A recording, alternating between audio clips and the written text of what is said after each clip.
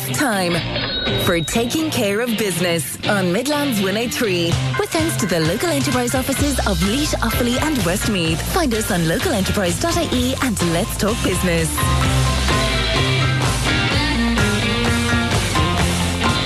Hello and welcome to this week's episode of Taking Care of Business. I'm Ronan Berry. This is Midlands 103 and it is a hot evening out there. Surprisingly cool in the studio here. But that has to be the Tony Christie effect for sure. Coming up over the next hour, a new brand, a new market opportunity and the end of a chamber term. James Burke will introduce BYD Mullingar as their family business welcomes the brand. He'll talk about the future of EVs in the Midlands and he'll reflect on the period as being president of Mullingar Chamber as that term comes to an end very, very shortly. Trade policy is rarely abstract for long. Mullingar's David Savage will explain the new EU steel quota rules, the practical reality of the Mercosur deal and what Irish businesses should be watching on tariffs, customs, competitiveness and compliance. And from Brexit disruption to chef-backed national recognition, Joe Gorman will join me later to talk about Gary Hinchwood exotic mushrooms. They've won a major European award and really to kind of tell us about how their business has turned opportunity or challenge into opportunity. They're picking up lots of accolades. The one they got this week, though, is a particularly special one to anybody in the food sector. Find out just why a little bit later. Before we dive into that, though, I'm going to pause to reflect on a business person who passed away last week and who was laid to rest in Tullamore yesterday. The man I speak about is the late Tom Harney. He moved to Tullamore from his native Ballyfourne in Galway back in the 1960s, where he started working with the D.E.W. Williams brand that introduced him to bottled spirits and minerals. He then acquired Pack in the 80s before developing Harney Enterprises. He picked up the Tullamore Chamber Lifetime Achievement Award at the event just about 2 months back as well, back in March of this year, and then sadly passed away last week. To reflect on his life and to learn a little bit more about the man himself, I'm delighted to be joined by Fianna Fáil TD for Offaly, Tony McCormack. Very good evening, Tony, and thank you for coming on with me this evening. Yeah, great evening, and delighted to be on, be invited on to talk a little bit about Tom, Ronan. Tony, I suppose, like all of us, your first reaction when you heard of his sad passing? Yeah, look, it's a big loss for his family. My thoughts and prayers and sympathies go to his family, his good wife, Rini, his sons, Connor and Ivor, his daughter, Katrina, and obviously his beloved grandchildren, who he would have doted over, but and all his friends that would have known him as well. Very, very sad, very, very sad for those, but also, an icon in business there in Tullamore. You mentioned yourself there, a man from Ballyrone moved to Tullamore, or Ballyfourne, I should say, moved to Tullamore in 1960, and worked with that great Tullamore company, D. Williams, in the soft drinks department, and Pack Orange we're all familiar with, and Pack Orange, Lime and Blackcurrant. And he would have been a salesman for those and worked kind of managing the whole sales end of things. And then when the company closed, he, I suppose, identified the fact that the Pack brand was a very good brand and something that he felt that he could do something with.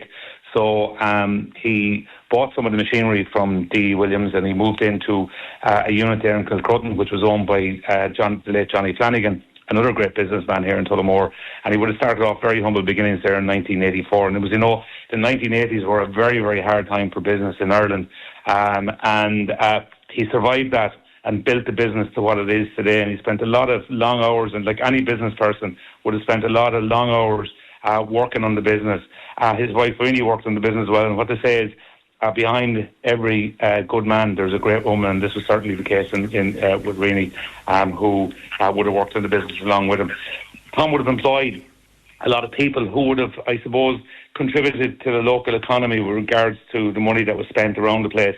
And I know from a lot of the employees that I would have over the years, he was held in huge esteem. They liked working there, they liked working for Tom. A lot of people worked for him for many, many years. And he built that business over the years to what it is today. It is a state-of-the-art factory, one of the best in Europe, doing what it does.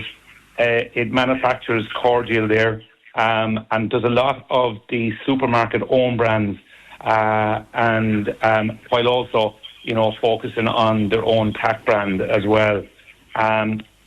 And Tom was a great man to support local businesses over the year.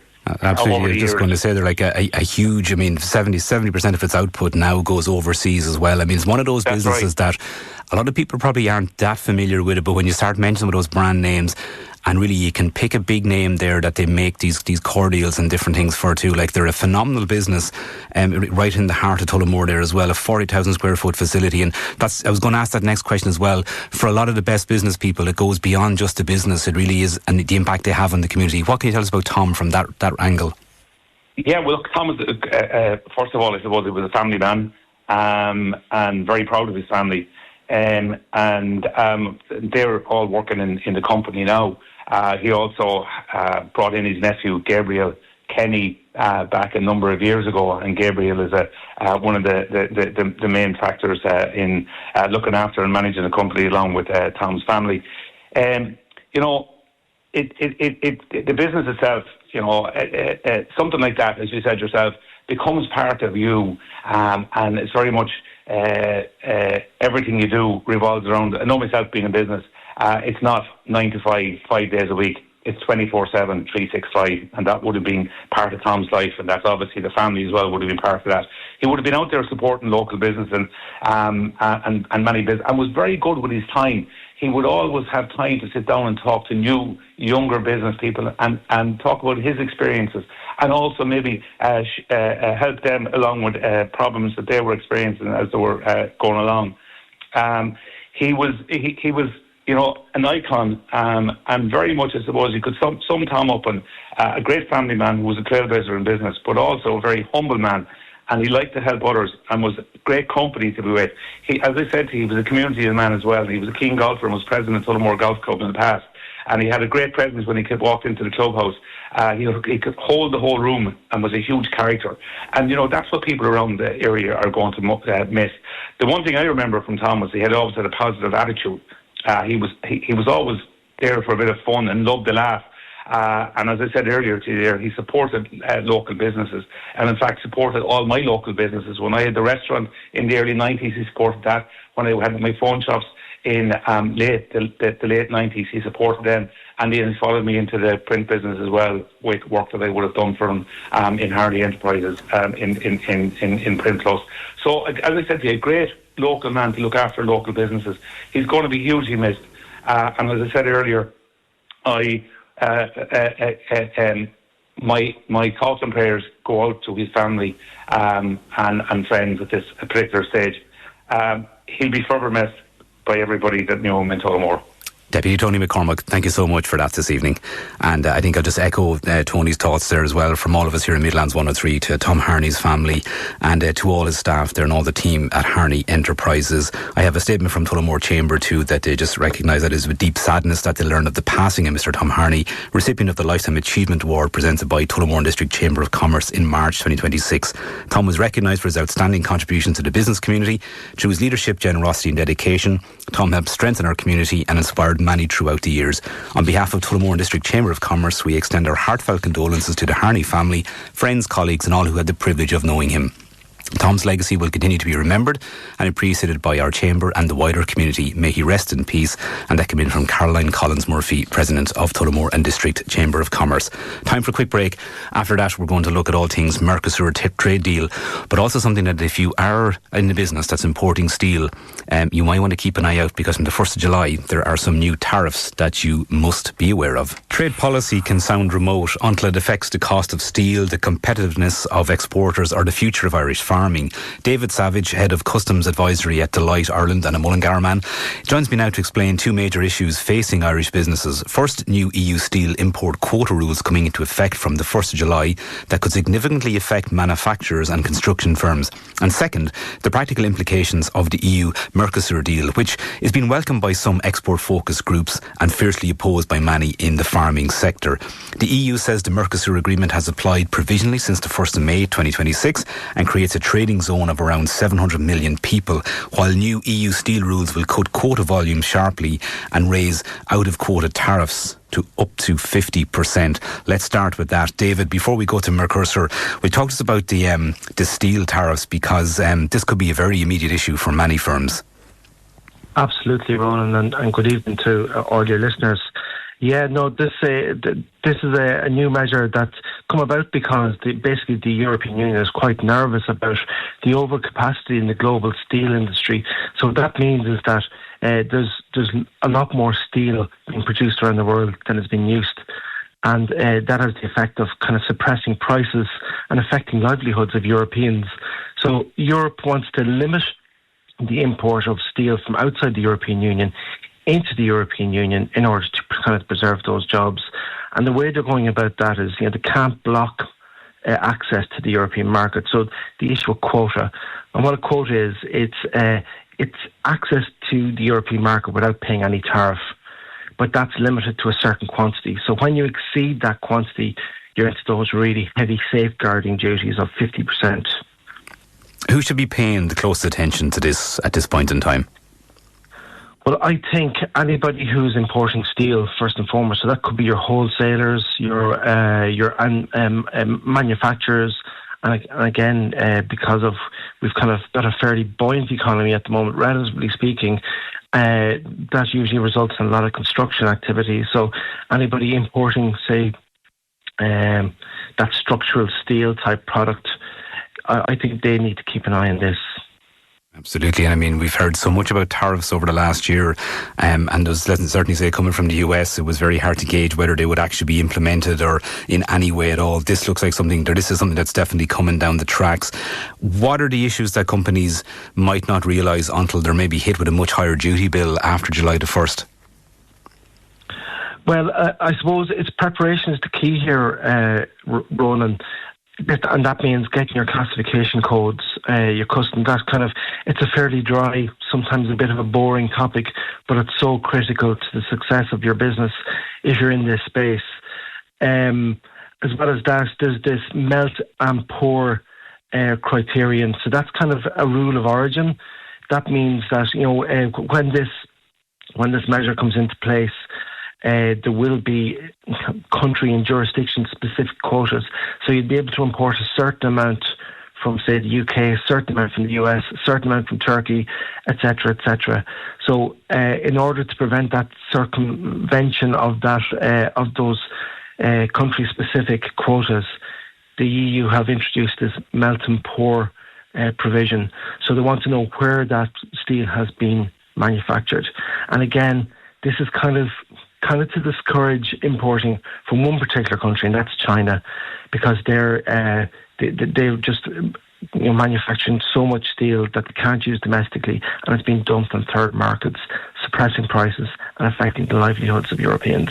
And there probably are many companies around the Midlands that are, big users of steel who probably do, know exactly the origin of their steel because it's all part of their process they do. But there's probably a huge tract or swathe of companies who maybe don't quite go to that level of checking as well. And this could be something that might jump up and bite them if they're not quick. I suppose a quick recap of maybe companies that could start checking immediately just to ensure they are ready, or else be able to put contingency plans in place before this comes in on July the 1st. Yeah, well, I suppose it's important not to scare companies either. A lot of companies might purchase from Irish wholesalers, in which case it's the wholesaler who has to take care to comply with the provisions. But if you are an importer, you want to look and see what your commodity codes are. Really kind of bear down on that. If you're not sure what your commodity codes are, then there is a facility that Revenue offer called a BTI. That's a binding tariff information that gives you absolute clarity on your commodity codes. You want to see kind of what quota is left at any particular time that you're importing. If there's no quota left, then are you willing to pay that extra 50% out of quota tariff? And then it's the melt and pour provision. Are you able to substantiate that? Because that's what the customs authorities will be looking for you to do. What sort of paper trail do you have in place to substantiate where your steel is coming from? So there's plenty of things to look at, Ronan. But there's just three to get people started anyway. Absolutely, and a nice warm evening like that, the ideal time to be sitting down outside and start that investigation, because absolutely nobody wants to hear of a tariff coming on, so forewarned is forearmed and all that. When we speak about trade deals, the EU-Mercosur deal has been rumbling on for almost a decade at this point. We know that from the 1st of May it's been provisionally applied by the EU. Now, the Commission will say that it creates a market of around 700 million people and removes duties on over 91% of EU goods exported in Mercosur countries, with some products phased out over longer periods as part of that. But I suppose let's start at where it is right now. What has been agreed and what are the implications of that as we speak now in May? Yeah, well, that's actually a really good question. There's two agreements kind of operating in parallel here. There's one called the ITA, which is the Interim Trade Agreement. Another one's called the EMPA, which is the European Mercosur Partnership Agreement. Now, the EMPA will be ratified over a period of time because there's certain things that national governments have to ratify on that.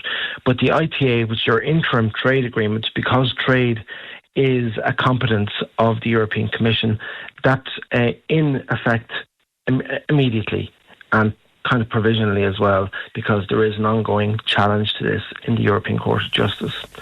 So that's come into place since the 1st of May, and that introduces all the tariff relief from the different products and commodities that you might purchase or sell to the Mercosur countries. How significant a trade agreement is it in global terms? Well, look, I mean, it was significant enough for the European Commission to pursue for over 25 years. So, is it Europe's biggest trading partner? No, it's not. But it's still a very, very significant trading partner, and one that has a lot of potential for the European Union. So it's definitely one to keep an eye on. It's definitely one to try and benefit from if you can. And of course, like that too, there has been much debate about it, certainly in the farm and agricultural sector. A lot of negative talk about it, maybe opposing it, trying to get it blocked and stopped at different stages. From an export market perspective, probably a lot more welcome. I know organisations like Chambers Ireland released statements welcoming the signing of the deal, or the beginning of at least that provisional period as well.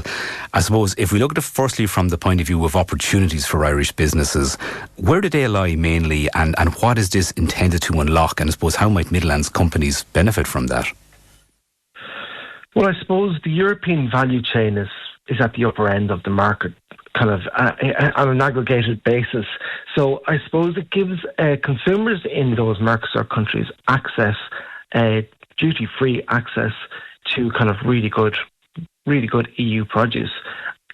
Bringing that back to Ireland, like, what do we do really, really well in this country? Well, we make really good dairy produce.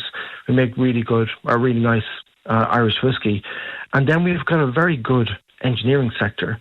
So that's where I think, and that's where I think a lot of the commentators feel is the biggest opportunity for Irish exporters.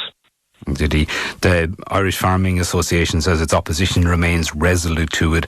We heard lots of talk about substandard quality beef coming in, and over the last maybe couple of weeks a little bit of validation on that. There was a lot of controversy there about maybe the beef used, but it appears that the deal can also, they can block the import of that type of beef as well. What do we know about that at present? And I wonder... Well, I think that's very...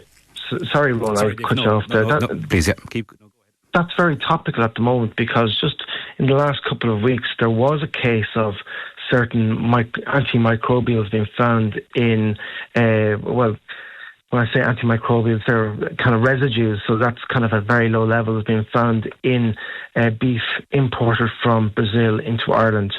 So those antimicrobials are illegal in the EU, and that product has been recalled. But that has really strengthens the case of the IFA, saying that substandard beef and beef kind of subject to lower quality standards has been imported into the EU.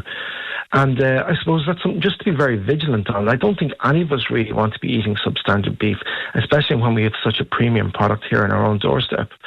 So, yeah, there is... I know that in response to that particular episode, the European Commission has given the Brazilian authorities until, I think, September 3rd to get their house in order. And if they're not content at that stage, then Brazilian beef will be excluded from the European Union until such time as they're happy that their standards have come up to an EU level. It's only the 1st of March that that provision was put into place or into action. Are there any indications that maybe supply chains are adjusting because of the deal? Is it now beginning to impact the decisions businesses are making, maybe either where they're sourcing materials from, or indeed where they're looking at potential export markets? I'd have to say, in my experience, it's a little bit early to make a big call on that. The deal has really only been implemented, even partially, just since the 1st of May. So I haven't really seen a huge movement of goods from Ireland or from the EU. Well, I suppose I wouldn't see goods from the EU, but from Ireland to South America. But definitely we'd be able to track it through the CSO figures that are released every month. But will it influence sourcing decisions? Well, I think it will. It's a big market, and it's, I suppose, for Irish importers then trying to source goods that are difficult to source elsewhere. It's just somewhere else to look and to source your goods. And then I suppose the benefit is that you're not paying any customs duties on a lot of things, essential components for your manufacturing processes here in Ireland. So I think over the fullness of time we will see the potential of this exposure to its fullest effect. But right now, I think it's a little bit early to say. What should companies be watching? What can we expect over the next 6 to 12 monmonths? I guess, in relation to Mercosur, probably you're not going to throw a general, tell us what's going to happen globally over the next 12 months. I understand there, Ronan. I suppose what we want to see is there going to be a huge influx of goods? Are the worst fears of the IFA and the Irish farmers and the French farmers, are they going to be realised? And what will the EU do about it? And then, will we see a diversification away, say, from our more traditional markets to these new markets? And is this something that will benefit the Irish and the EU economies over a period of time? So I suppose it will be interesting to see how things pan out over a period of time. And undoubtedly many stages to go to yet before it's implemented in full. And as you said, but it's almost a trial period to see how things are enforced or how things are brought about and where those opportunities maybe arise or those challenges arise. And if we can have data on that then to track those, a decision can be made long term as to which parts of it are implemented, whether it's all, whether it's nothing, or where it goes from there. But plenty of legs, I say, on it yet to run. Absolutely, and I suppose we do have to keep an eye out for that European Court of Justice ruling that will come from the challenge from the European Parliament, because that could have an influence on whether the greater deal is implemented or adopted in full or not. So again, that'll be an interesting one to monitor. Absolutely. Well, at a time when there's a lot of global instability and, looking at new supply chains and kind of contingency planning too, all these trade deals, I suppose, are worthy of exploring, but a bit to go on this one yet. David, thanks so much for that again this evening. You're very welcome, Ronan. Thank you very much. Bye-bye. That's David Savage. They're Head of Customs and Advisory at Delight, and a very proud Mullingar man as well, and one of those who's been celebrating since that famous Leinster final win. Time for a quick break. After that, meet another person who was also in Croke Park at that Leinster final and is probably still celebrating too. That and the fact that, number one, their family car dealership has added a new brand to their list of brands that they now sell. And also, he's going to get a bit of spare time back as well. Find out how, just a couple of moments. Mullingar Autos has just added BYD to its offering, giving the Midlands a new point of access to one of the world's fastest growing new energy vehicle brands. Very hard to escape them on the roads, very distinctive, and definitely the chatter on the streets as they're becoming very, very popular. This week also marks a significant milestone for James Burke, one of the family behind Mullingar Autos. He's also president of Mullingar Chamber for a very little while. We'll get back to that now in just a few minutes and reflect on the last 2 years of his terms to date as well. But I suppose we'll begin by that big announcement that came out last week, or that, James, you've added BYD to your dealership. That must be very exciting for you. What brought that about? Good evening, Ronan. Yes, it is very exciting, and we're 3 weeks today with the brand, and we've had an incredible start. I had kind of thought, new brand, I'd be explaining to people who they are and what they do. People come in, they know what they are. In some cases, they know the models and all the rest of it. People are seeing them on the roads. There's a huge amount of reps driving them. There's a lot of them around the cities. Over the last maybe up to 3 years they've been in Ireland, and there's a huge presence of the brand around the place. I suppose for us as a company, we worked with different traditional and well-known automakers. We're also with Volkswagen and Skoda at the moment there too, and we're 51 years in business. So I suppose, like in any business, you have to keep adapting, keep changing, and looking out for where the trends are taking you as well. So that's what's led us to move to BYD. Why did you think that now was the right time to take on the BYD offering? I suppose we're really starting to see the presence on the roads of BYD. It's a really strong manufacturer out there at the moment, and also the timing is right. EVs and I suppose any sort of fuel type with a plug, be it a hybrid or anything like that, we're seeing them more and more prevalent on our roads, and we're seeing charging stations pop up. I know around Mullingar, the likes of Lake Point Retail has a bank of ESB fast chargers up to 360 kilowatts, really high power chargers going in up there. SSE Electricity also built one of their first charging hubs, including a bay for HGVs as well at Loch Sheefer and Mullingar. So we're starting to see the infrastructure coming. The cars are coming more and more. I know in the counties of Laois, Offaly and Westmeath so far this year, 67% of vehicles registered were an electric vehicle or some form of a hybrid.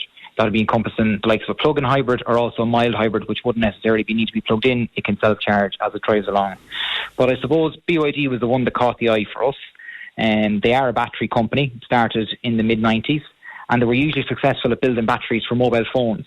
Most people would remember the likes of a Nokia 2210 or a Motorola Razr flip phone that we all had at some stage in the 2000s, and BYD were building the batteries for those at the time. And in the mid-noughties. Yeah, we all know how the Nokia phones are remembered anyway. Battery life of a couple of years. I still have one in the drawer with half a battery in I'm here. sure you do.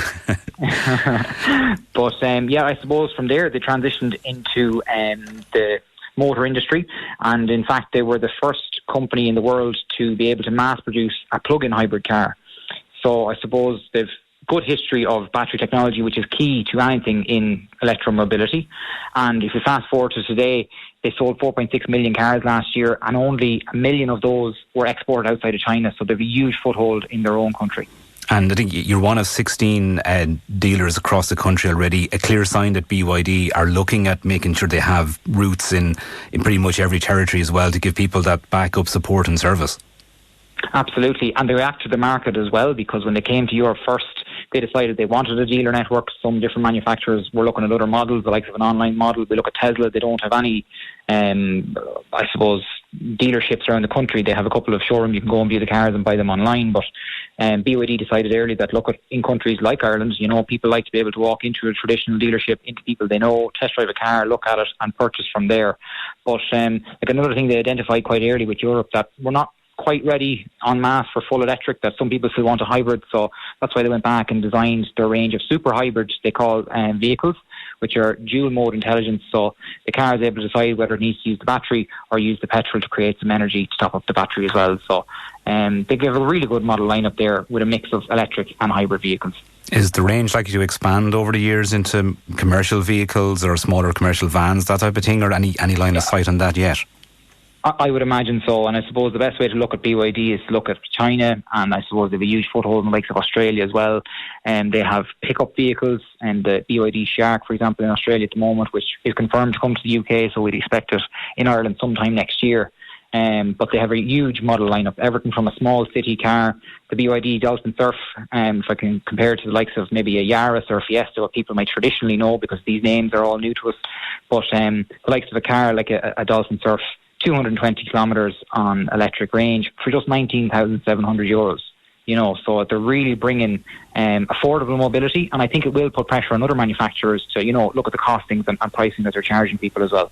It must be quite interesting to speak to your father in particular about how quickly this brand seems to have emerged from China, really gone globally, as you just said, and really getting a footprint in Ireland.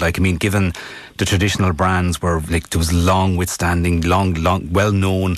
Often people maybe had the same type of car, same make for maybe all their life as well. How is he coping with this change? Is he really excited or really scared? A little bit of a mixed bag. I wouldn't say scepticism, but it's more so getting used to new technology, yourself.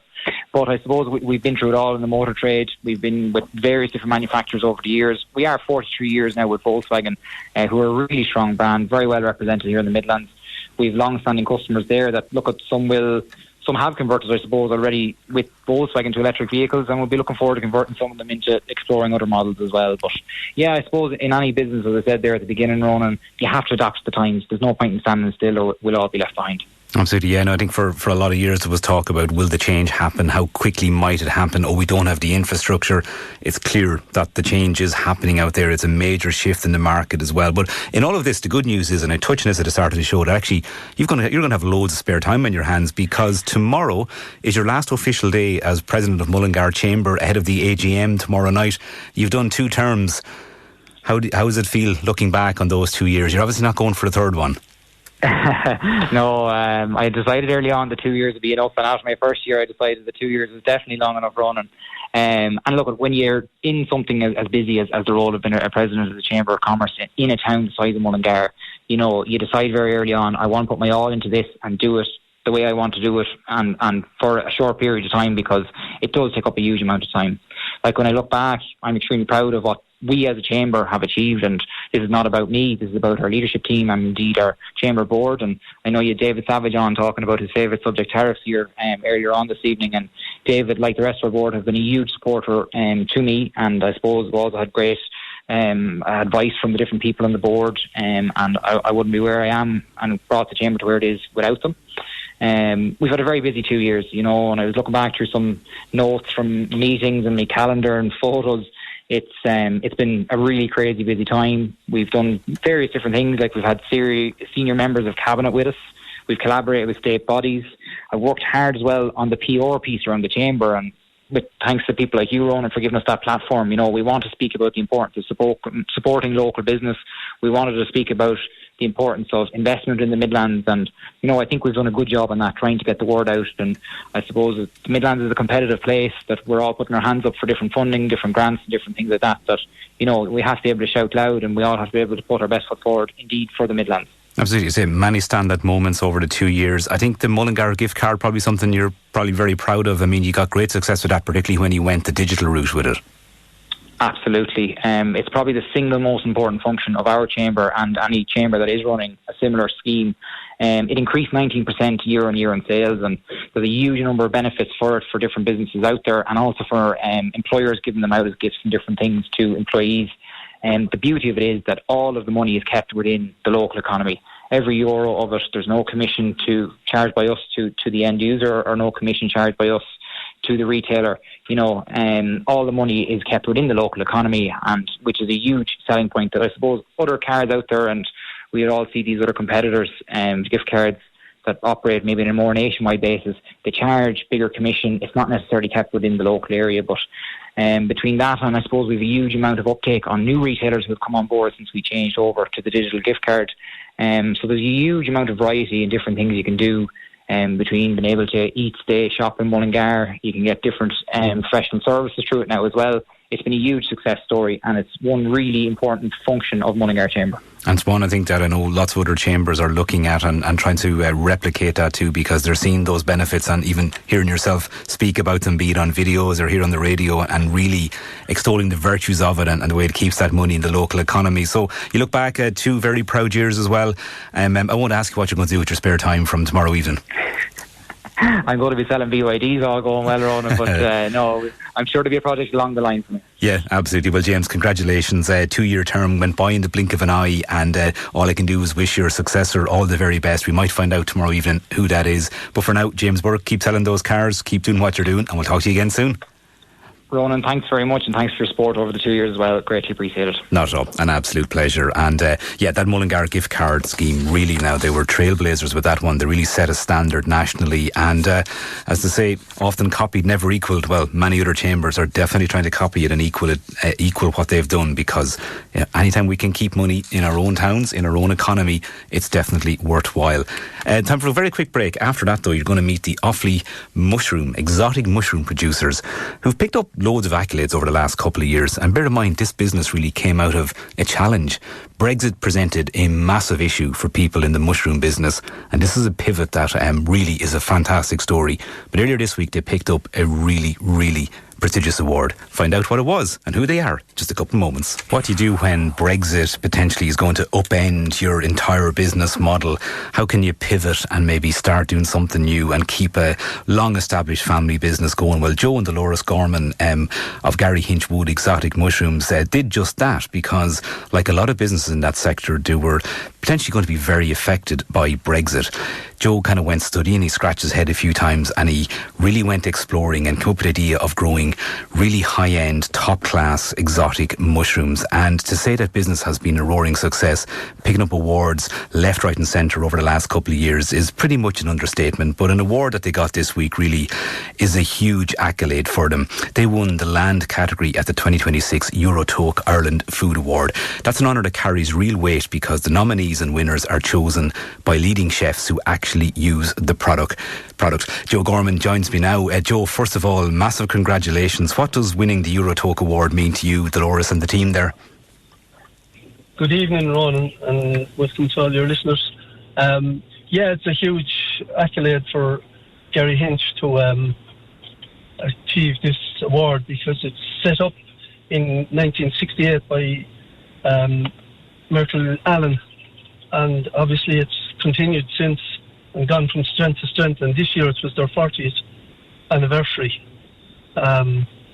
So we've been very fortunate to be part of that celebration. It's a huge award for Gary Hinch to have attached to its name, because it's continue to explore. Obviously, like Ron, we're still in a growth and a relatively young business, because it's new to Ireland. As you know, we're still trying to break into some of the retail business and that sort of thing. But we're delighted with the award.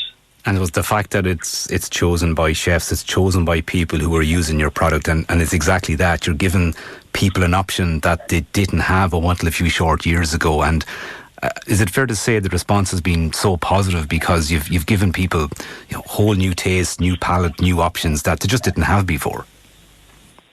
That's true, Ronan. Yeah, I mean, prior to this, most of the exotics would have came from Japan or China, and how do you bring a fresh mushroom from Japan or China and land it fresh in Ireland? It's a bit of a tall task. So, obviously, our product now is grown on the week and delivered within a few days to the restaurants and hotels through food service, and obviously we're in the Dunn Stores Simply Better brand as well.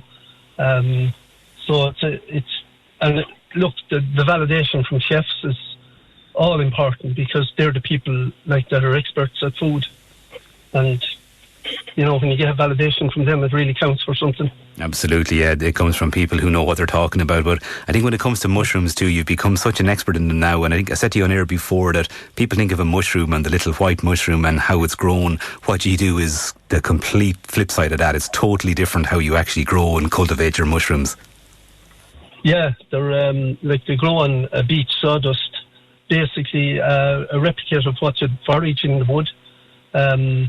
And that's where they get their health benefits from, which are, the different varieties. We grow 7 varieties of them, of exotics, and they all have different textures and benefits health-wise. So everybody has their own version of the product and what the one they prefer and how they cook it.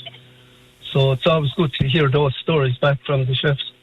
And what's driving, do you think, the interest in your mushrooms? Is it the taste? Is it just the difference and something different to put in? Or are people really looking into the health benefits? Because there's such a focus now on high protein foods and stuff like that. Are mushrooms maybe the superhero in that we never really knew they were?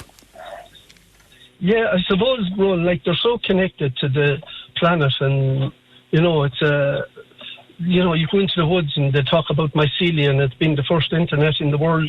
And the mushrooms are grown off of mycelia. It's it's everywhere in the earth. So it's close to nature. I mean, a mushroom is the closest thing to a human being in that it breathes, and it's also why it attaches itself to, say, the cells of a human body so easily and works so well with the body. Wow. Jenny Mac, you really are getting the expertise on it now is massive, and to hear it kind of conveyed like that is powerful as well. Building a business behind it, is that the exciting bit as well, or is it the new product development? Like, do you look at adding more types of mushroom in time, or just increasing your production of the 7 that you currently produce? No, we are looking at other types of mushrooms. Like in the exotic world, Ronan, there's at least 50 types of mushrooms. Some of them more popular than others, but like they all have their own place in the mushroom world, and they all have their own texture. I mean, the ones we picked initially were the ones that was, say, most people would have recognised and known worldwide. So obviously that was the easy part was to pick that. Now from going forward, like we like to look at reishi and turkey tail and ones the more that type of stuff that's more medical related, Absolutely. It sounds like exciting times ahead. I mean, you certainly don't regret the pivot. I know it was somewhat forced upon you initially when you looked at the impact that Brexit might have on a traditional mushroom business. It sounds like you're enjoying the journey so far. What's in the plans for the years ahead? Yeah, absolutely, Ron. I mean, it's a whole different version of growing mushrooms than what we were used to. Like, we dealt with one type of button mushroom for 30 years, and now we're looking at 7 different varieties, at different stages that all need different growing conditions and harvest at different times. So it's a bit of a trick to keep that all online for the customer, to keep them fed into the customer. Like, we're looking at dried product going forward, and because at times we do have oversupply of product, and like it'd be nice if you could, because once you get to a dry product, you're talking about shelf life of 2 years. Absolutely, yeah. They are selling online, yeah. Yeah, and unlocking whole new markets and potentially even an export market on it as well. So, God, it sounds like it's 24/7, the research, the care and the tending to the mushrooms as well. I was really going to ask you, do you speak to them sometimes? We do. And that does not surprise me at all. I mean, it's an absolute... That's part of the daftness of it. Not at all. There's nothing daft whatsoever, and I'm not surprised by that. It's just perfectly fitting. Joe and Dolores, congratulations again. I say, picking up awards left, right and centre, but this one very special for you and really fitting recognition of the great journey you're on. Keep it up, and we'll talk to you in the mushrooms again soon. Yeah, Ronan, I'd just like to say thank you to Leo and Offaly, because they've been very supportive on our journey, and also to our staff, and Dolores, my wife, is in the business here with me, so absolutely. Everyone can take a bow. Well, there they go. They can all take their bow now as well. Joe, thanks a million, and we'll catch up again soon. Thanks for your support too, Ronan. Thanks very much. Not at all. An absolute pleasure. What a great story. Like, wouldn't that just put you in good humour? I know the sun is shining, but business stories like that, they always put you in good humour. I think again on tonight's show we show that people are willing to take a chance, to take a risk. It doesn't have to be an outrageously or misguided risk. You can plot it, you can plan it, but sometimes making that decision and starting a business or pivoting a business, or like the Burks have done, taking on a new car dealership, a brand new brand, one that we didn't really know of about 2 years ago, and one that's growing huge in terms of popularity. Nice to have David Savage as well speak about tariffs that are coming in the EU on steel, if it's above the quota, and if it's coming from outside the EU as well. So something to definitely be mindful of if you are importing steel into your business. And at the start of the show, Deputy Tony McCormack paid tribute to the late Tom Harney of Harney Enterprises, who sadly passed away last week. So that's it. That brings this evening's show to a close. Thank you for everybody who was involved this evening. Thank you for listening as always. And Joe Cooney will be here next after the news at 8 with Country Roads, bringing you the very best of Irish and American country music. If you want to get in touch with me on the show, 083 3010 103, the text or WhatsApp number, or you can email business@midlands103.com. Let me know what's happening in your business world. Other than that, enjoy the fine weather and talk to you all soon. Taking care of business returns next Tuesday at 7 p.m. with the local enterprise offices of Laois, Offaly and Westmeath. Find us on localenterprise.ie and Let's Talk Business.